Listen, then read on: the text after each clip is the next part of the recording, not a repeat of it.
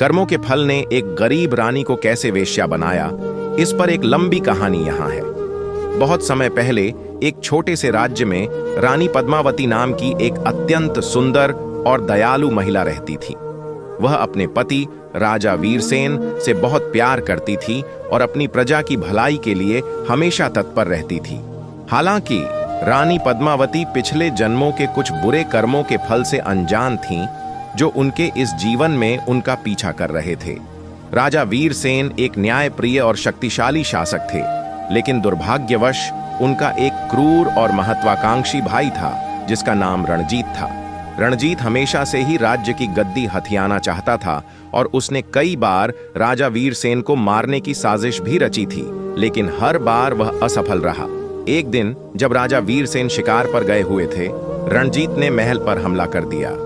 रानी पद्मावती और कुछ वफादार सैनिकों ने वीरतापूर्वक मुकाबला किया, लेकिन रणजीत की सेना बड़ी और अधिक शक्तिशाली थी। रानी पद्मावती को बंदी बना लिया गया और महल पर रणजीत का अधिकार हो गया। रणजीत ने राजा वीरसेन की हत्या कर दी और खुद को नया राजा घोषित कर दिया। उसने रानी पद्मावती को बंदी बनाकर काल कोठरी में डाल दिया। रानी अपने पति की मृत्यु के शोक और अपनी दुर्दशा से अत्यंत दुखी थीं, लेकिन उन्होंने कभी उम्मीद नहीं छोड़ी और अपने कर्मों पर विश्वास रखा। काल कोठरी में रानी पद्मावती को भयानक कष्ट सहने पड़े। उन्हें भूखा और प्यासा रखा जाता था और उनके साथ दुर्व्यवहार किया जाता था, लेकिन उनकी सहन शक्ति और ईश्वर में उनका विश्वास अटूट था। वे हमेशा प्रार्थना करती रहती थीं और अपने पिछले जन्मों के कर्मों के बारे में सोचती थीं। यह समझने की कोशिश करती थीं कि उन्हें इस जन्म में इतना दुख क्यों झेलना पड़ रहा है। कुछ महीने बाद रणजीत ने रानी पद्मावती को एक अपमानजनक प्रस्ताव दिया। उसने कहा कि अगर वह उसकी रखैल बनने के लिए तैयार हो जाती है तो वह उन्हें कुछ सुख सुविधाएं देगा और शायद बाद में उन्हें मुक्त भी कर दे। रानी पद्मावती, जो अपने पति के प्रति निष्ठावान थीं और अपने सम्मान को सर्वोपरि मानती थीं, ने इस प्रस्ताव को ठुकरा दिया। रणजीत क्रोधित हो गया और उसने रानी को और भी अधिक कष्ट देने का आदेश दिया। उसने रानी को महल के वेश्यालय में बेचने का फैसला किया, ताकि उनका सम्मान पूरी तरह से मिट्टी में मिल जाए और वे कभी भी सिर उठाकर न जी सकें। एक गरीब रानी, जो कभी सम्मान और गरिमा की प्रतीक थीं, अब वेश्यालय की अंधेरी कोठरी में धकेल दी गईं। उन्हें उन पुरुषों के साथ सोने के लिए मजबूर किया गया जिनसे वे घृणा करती थीं। हर पल उनके लिए एक नया अपमान और असहनीय पीड़ा लेकर आता था। रानी पद्मावती हर रात रोती थीं और अपने बुरे कर्मों के फल के बारे में सोचती थीं, जिसने उन्हें इस भयानक स्थिति में ला दिया था। हालांकि इस नरक में भी रानी पद्मावती ने अपनी आत्मा की पवित्रता बनाए रखी। उन्होंने कभी किसी के प्रति द्वेष या घृणा का भाव नहीं रखा। वे हमेशा शांत और सहनशील रहीं और अपने भाग्य को स्वीकार कर लिया। उन्होंने वेश्यालय में अन्य पीड़ित महिलाओं के साथ सहानुभूति दिखाई और उनकी मदद करने की कोशिश की। एक दिन एक धनी व्यापारी वेश्यालय में आया। उसने रानी पद्मावती की सुंदरता और उनकी आंखों में छिपे दुख को देखा। पूछताछ करने पर उसे रानी की असली पहचान और उनकी दुखद कहानी पता चली। व्यापारी एक दयालु व्यक्ति था और रानी की दुर्दशा से बहुत दुखी हुआ। उसने रणजीत को मोटी रकम देकर रानी पद्मावती को खरीद लिया। रानी, जो अब तक अपनी किस्मत पर आंसू बहा रही थीं, इस अप्रत्याशित मोड़ से हैरान थीं। व्यापारी ने उन्हें सम्मानपूर्वक अपने घर ले गया और उनका खूब ख्याल रखा। धीरे धीरे रानी पद्मावती ने अपने अतीत के घावों को भरना शुरू कर दिया। व्यापारी ने उनसे विवाह का प्रस्ताव रखा, जिसे रानी ने स्वीकार कर लिया। उन्होंने एक नया जीवन शुरू किया, जिसमें प्रेम, सम्मान और शांति थी।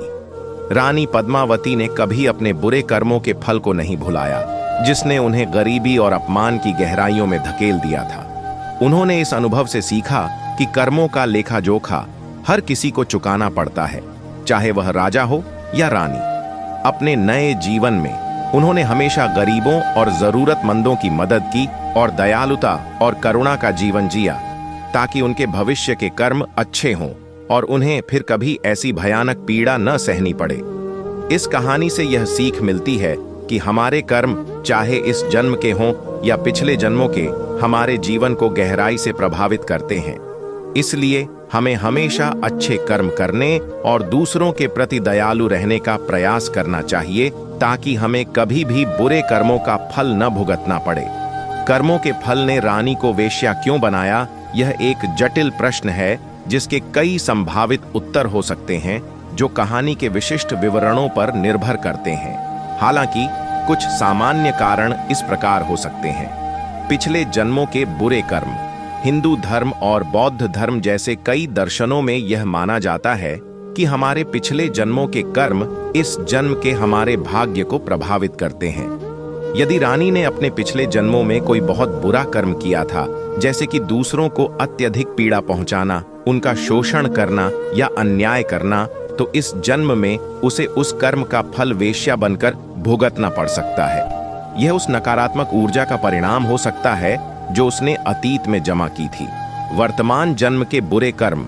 रानी ने अपने वर्तमान जीवन में भी कुछ ऐसे बुरे कर्म किए हो सकते हैं जिनके कारण उसे यह दुखद परिणति भोगनी पड़ी। उदाहरण के लिए अहंकार और दूसरों का अपमान। यदि रानी अपने पद और शक्ति के कारण अहंकारी हो गई थी और गरीबों या जरूरतमंदों का अपमान करती थी, तो यह कर्म उसके पतन का कारण बन सकता है। अन्याय और क्रूरता।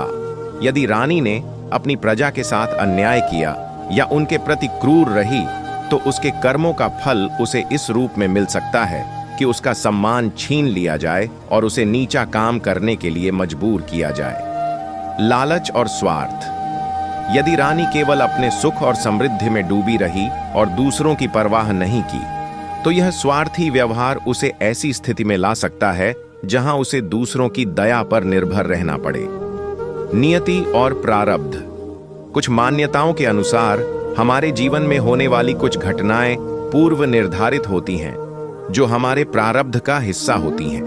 रानी का वेश्या बनना उसके प्रारब्ध में लिखा हो सकता है, जो उसके पिछले कर्मों के कारण निर्धारित हुआ हो। परीक्षा और आत्मज्ञान। कभी कभी दुखद परिस्थितियां किसी व्यक्ति को एक महत्वपूर्ण सबक सिखाने या आध्यात्मिक विकास की ओर ले जाने के लिए आती है। रानी का वेश्या बनना एक ऐसी परीक्षा हो सकती है जिसके माध्यम से उसे विनम्रता, करुणा और दूसरों के दुख को समझने का अवसर मिले।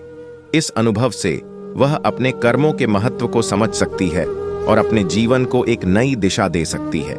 संक्षेप में, रानी का वेश्या बनना उसके पिछले या वर्तमान जन्मों के बुरे कर्मों का फल हो सकता है, जो उसे अपमान, दुख और पश्चाताप के मार्ग पर ले जाता है।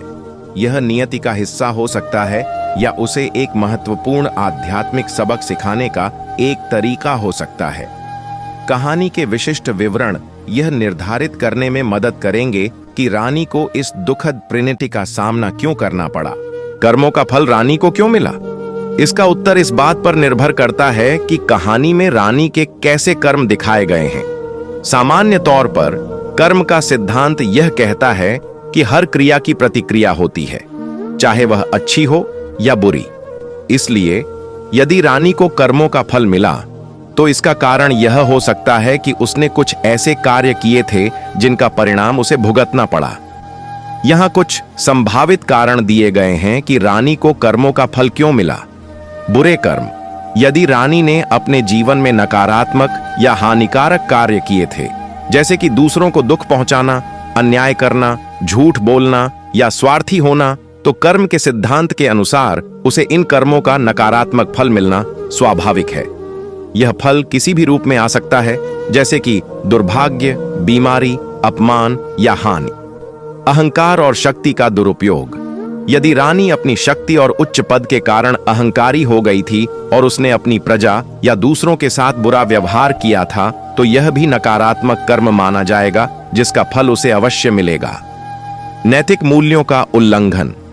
यदि रानी ने अपने नैतिक मूल्यों का उल्लंघन किया था, जैसे कि विश्वासघात करना, चोरी करना या किसी निर्दोष को हानि पहुंचाना, तो इन कर्मों का भी नकारात्मक परिणाम होगा। निष्क्रियता और कर्तव्य की उपेक्षा। कभी कभी अच्छे कर्म न करना भी नकारात्मक कर्म माना जाता है। यदि रानी ने अपनी प्रजा की जरूरतों की उपेक्षा की या अपने कर्तव्यों का पालन नहीं किया, तो इसके भी नकारात्मक परिणाम हो सकते हैं। पिछले जन्मों के कर्म। यदि कहानी कर्म के पुनर्जन्म के सिद्धांत पर आधारित है, तो यह संभावना है कि रानी इस जन्म में अपने पिछले जन्मों के कर्मों का फल भोग रही हो। संक्षेप में, रानी को कर्मों का फल इसलिए मिला क्योंकि उसके कार्यों, अच्छे या बुरे, की प्रतिक्रिया हुई।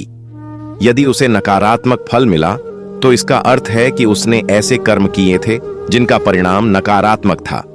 कर्म का सिद्धांत न्याय और संतुलन पर आधारित है, जहां हर व्यक्ति को अपने कार्यों का फल अवश्य भोगना पड़ता है।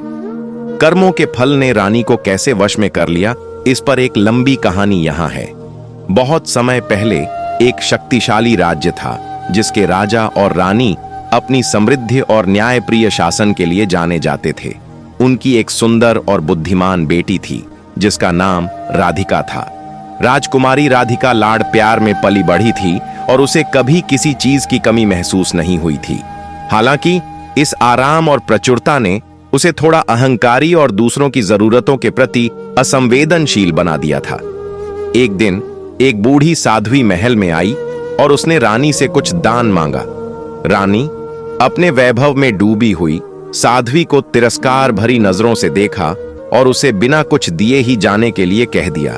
साध्वी दुखी हुई और उसने रानी से कहा, आपके कर्मों का फल आपको जरूर मिलेगा रानी। अहंकार और दूसरों के प्रति अनादर कभी सुख नहीं देते। रानी ने साध्वी की बातों पर ध्यान नहीं दिया और उसे महल से बाहर निकलवा दिया। समय बीतता गया। राजकुमारी राधिका बड़ी हो गई और उसकी सुंदरता और बुद्धिमत्ता दूर दूर तक फैली। उसका विवाह एक पड़ोसी राज्य के राजकुमार से तय हुआ। विवाह की तैयारियां जोर शोर से चल रही थीं और पूरे राज्य में खुशी का माहौल था। लेकिन नियति को कुछ और ही मंजूर था। विवाह से कुछ दिन पहले राजकुमारी राधिका एक गंभीर बीमारी से ग्रस्त हो गई।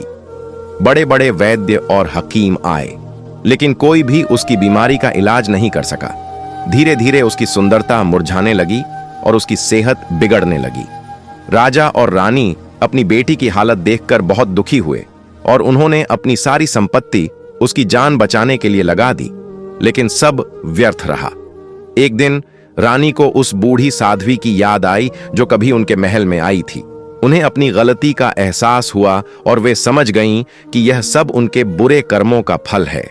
पश्चाताप की अग्नि में जलती हुई रानी साध्वी को ढूंढने निकल पड़ी। कई दिनों तक भटकने के बाद रानी को वह साध्वी एक छोटे से गांव में मिली। रानी ने साध्वी के चरणों में गिरकर अपनी गलती की माफी मांगी और अपनी बेटी की जान बचाने की गुहार लगाई। साध्वी का हृदय पिघल गया। उन्होंने रानी से कहा, अपने अहंकार और दूसरों के प्रति अपने बुरे व्यवहार के लिए सच्चे मन से पश्चाताप करो। गरीबों और जरूरतमंदों की सेवा करो, तभी तुम्हारी बेटी ठीक हो सकती है। रानी महल लौट आईं और उन्होंने तुरंत साध्वी की बातों का पालन करना शुरू कर दिया। उन्होंने गरीबों को दान दिया, बीमारों की सेवा की और सभी के साथ विनम्रता से पेश आईं। उनके हृदय में सच्ची करुणा का भाव जाग उठा था। धीरे धीरे राजकुमारी राधिका की सेहत में सुधार होने लगा। कुछ ही दिनों में वह पूरी तरह से ठीक हो गई। राजा और रानी की खुशी का ठिकाना नहीं रहा। उन्हें समझ में आ गया था कि कर्मों का फल अवश्य मिलता है, चाहे वह अच्छा हो या बुरा। इस घटना के बाद रानी और उनके परिवार ने कभी भी अहंकार नहीं किया और हमेशा दूसरों के प्रति दयालु और विनम्र रहे। उन्होंने अपने राज्य में भी सभी को अच्छे कर्म करने और दूसरों की मदद करने के लिए प्रेरित किया। इस प्रकार रानी ने अपने बुरे कर्मों के फल को भोगा और फिर अच्छे कर्मों के द्वारा उस नकारात्मक प्रभाव को दूर किया। कर्मों के फल ने उन्हें विनम्रता और करुणा का पाठ पढ़ाया, जिसने उनके जीवन को पूरी तरह से बदल दिया। जरूर कर्मों के फल ने रानी को वेश्या कैसे बना दिया, इस पर एक लंबी कहानी यहाँ है। प्राचीन काल में सिंधु नदी के किनारे एक वैभवशाली राज्य बसा हुआ था। इस राज्य की रानी महारानी कावेरी अपनी असाधारण सुंदरता और विलासितापूर्ण जीवन शैली के लिए दूर दूर तक जानी जाती थीं। उनके पास अनगिनत दास दासियां थीं, बहुमूल्य रत्न और आभूषण थे और हर प्रकार का सांसारिक सुख उनके कदमों में लौटता था। हालांकि महारानी कावेरी का हृदय कठोर और दूसरों के दुखों के प्रति असंवेदनशील था। वे अक्सर गरीबों और जरूरतमंदों का उपहास करती थीं और अपने ऐश्वर्य में डूबी रहती थीं। एक बार राज्य में भयानक अकाल पड़ा। लोग भूख और प्यास से तड़प रहे थे, लेकिन महारानी कावेरी अपने महल में भव्य भोजों और नृत्यों का आयोजन करवाती रहीं। उन्होंने प्रजा की पीड़ा पर जरा भी ध्यान नहीं दिया और अपनी विलासिता में कोई कमी नहीं आने दी। कई साधु संतों ने उन्हें समझाया कि उन्हें अपने कर्मों पर ध्यान देना चाहिए और प्रजा की सहायता करनी चाहिए, लेकिन महारानी ने उनकी बातों को अनसुना कर दिया। समय बीतता गया और अकाल और भी भयानक होता गया। राज्य की समृद्धि धीरे धीरे समाप्त होने लगी। फिर एक दिन पड़ोसी राज्य के एक शक्तिशाली राजा ने सिंधु प्रदेश पर आक्रमण कर दिया। महारानी कावेरी की सेना हार गई और उन्हें बंदी बना लिया गया। विजेता राजा क्रूर और निर्दयी था। उसने महारानी कावेरी के सारे धन दौलत छीन ली और उनके सभी दास दासियों को मुक्त कर दिया। महारानी कावेरी, जो कभी विलासिता की गोद में पली थीं, अब बेसहारा और अकेली थीं। उनके पास रहने के लिए कोई ठिकाना नहीं था और खाने के लिए कुछ भी नहीं था। वे भूख और प्यास से व्याकुल होकर सड़कों पर भटकने लगीं। उनकी सुंदरता, जो कभी उनका गर्व थी, अब मुरझा गई थी। एक रात ठंड से ठिठुरती और भूख से बेहाल महारानी कावेरी को एक अंधेरी गली में एक बूढ़ी औरत मिली। उस औरत ने उन्हें आश्रय दिया और भोजन दिया। धीरे धीरे महारानी ने उस औरत को अपनी कहानी सुनाई। बूढ़ी औरत ज्ञानी और अनुभवी थी। उसने महारानी से कहा, यह सब तुम्हारे बुरे कर्मों का फल है बेटी। तुमने अपनी शक्ति और संपत्ति का दुरुपयोग किया और जरूरतमंदों की उपेक्षा की। अब तुम्हें अपने कर्मों का प्रायश्चित करना होगा। बूढ़ी औरत ने महारानी को समझाया कि जीवन में सच्चा सुख दूसरों की सेवा करने और विनम्र रहने में है। उसने महारानी को काम सिखाया और उन्हें आत्मनिर्भर बनने के लिए प्रेरित किया। महारानी कावेरी ने कड़ी मेहनत की और धीरे धीरे उन्होंने कुछ पैसे बचाए, लेकिन नियति को शायद उनकी और परीक्षा लेनी थी। एक दिन कुछ दुष्ट लोगों ने उन्हें धोखा दिया और उनके सारे पैसे छीन लिए। फिर से बेसहारा और निराश होकर महारानी कावेरी को जीवित रहने के लिए सबसे नीचा काम करने के लिए मजबूर होना पड़ा। अपनी पिछली जिंदगी की विलासिता और सम्मान को खोकर उन्हें वेश्यावृत्ति का मार्ग अपनाना पड़ा। कभी जो रानी महलों में राज करती थी, अब वह अंधेरी गलियों में अपनी देह बेचकर पेट भरने को मजबूर थी। उनके बुरे कर्मों का फल उन्हें इस रूप में मिला था कि उनका सारा गौरव और सम्मान मिट्टी में मिल गया था। यह उनके अहंकार और दूसरों के प्रति उनकी क्रूरता का ही परिणाम था कि उन्हें इस घिनौनी जिंदगी को जीना पड़ रहा था। इस दुखद अनुभव ने महारानी कावेरी के हृदय को पूरी तरह से बदल दिया। वेश्यावृत्ति के नरक में जीते हुए भी उन्होंने कभी किसी के साथ बुरा व्यवहार नहीं किया। उन्होंने हमेशा दूसरों के प्रति दया और सहानुभूति दिखाई, शायद अपने पिछले कर्मों का प्रायश्चित करने के लिए। उनकी कहानी एक चेतावनी है कि कर्मों का फल अवश्य मिलता है। अहंकार, क्रूरता और दूसरों की उपेक्षा अंततः विनाश का कारण बनते हैं, चाहे कोई कितना भी शक्तिशाली या धनी क्यों न हो। महारानी कावेरी का पतन इस बात का ज्वलंत उदाहरण है कि बुरे कर्म किस प्रकार एक रानी को भी वेश्या की अपमानजनक जिंदगी जीने के लिए मजबूर कर सकते हैं। कर्मों का फल रानी को कैसे मिला, यह कहानी के विशिष्ट विवरणों पर निर्भर करेगा, लेकिन यहाँ कुछ सामान्य तरीके दिए गए हैं जिनसे रानी को अपने कर्मों का फल मिल सकता है। यदि रानी ने बुरे कर्म किए थे, दुर्भाग्य और विपत्तियां, रानी को अचानक दुर्भाग्य का सामना करना पड़ सकता है, जैसे कि राज्य में अकाल पड़ना, युद्ध हारना या कोई गंभीर बीमारी होना। ये विपत्तियां उसके बुरे कर्मों का प्रत्यक्ष परिणाम मानी जा सकती हैं। अपमान और पद से च्युत होना, यदि रानी ने अपनी शक्ति का दुरुपयोग किया था या अन्याय किया था तो उसे अपमानित किया जा सकता है, उसकी सत्ता छीन ली जा सकती है या उसे अपने उच्च पद से हटा दिया जा सकता है। प्रियजनों की हानि, रानी को अपने पति, बच्चों या अन्य प्रियजनों को खोना पड़ सकता है। यह दुख उसके बुरे कर्मों का भावनात्मक परिणाम हो सकता है। सामाजिक बहिष्कार, यदि रानी ने अपनी प्रजा के साथ बुरा व्यवहार किया था तो वे उससे घृणा कर सकते हैं और उसे अकेला छोड़ सकते हैं। आंतरिक अशांति, रानी को अपराध बोध, पश्चाताप और निरंतर अशांति का अनुभव हो सकता है, जो उसके बुरे कर्मों का मानसिक और भावनात्मक फल है।